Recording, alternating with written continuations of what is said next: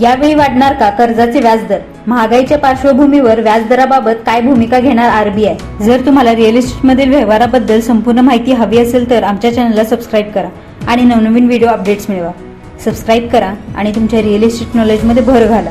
इंधनाच्या सतत वाढणाऱ्या किमतीमुळे महागाईचा धोका मोठ्या प्रमाणावर वाढत आहे. या पार्श्वभूमीवर पुढील महिन्यात होणाऱ्या रिझर्व्ह बँकेच्या पतधोरण समितीच्या बैठकीत व्याजदराबाबत काय निर्णय घेतला जाईल याविषयी सध्या अनेकांच्या मनात प्रश्न उपस्थित होत आहेत. मात्र रेटिंग एजन्सी इक्राच्या मते पेट्रोल, डिझेल आणि सीएनजीची वाढती किंमत तसेच मान्सूनची अनिश्चितता यामुळे महागाईचा धोका असला तरी आरबीआय सध्या मॉनिटरी पॉलिसीमध्ये कोणतीही कडक पावले उचलणार नाही. जूनमधील बैठकीत आरबीआय रेपो रेट 5.25% स्थिर ठेवू शकते असा अंदाज इक्राने वर्तवला आहे.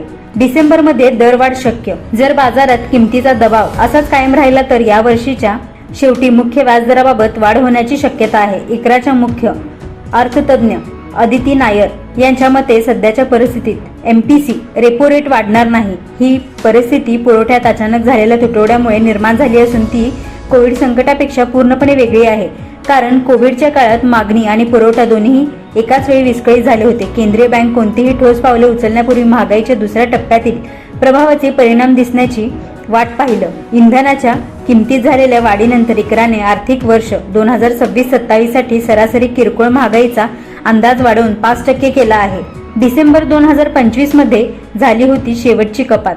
महागाईबाबत इक्राचा हा नवा अंदाज आरबीआयच्या मध्यम मुदतीच्या लक्ष्यापेक्षा जास्त आहे.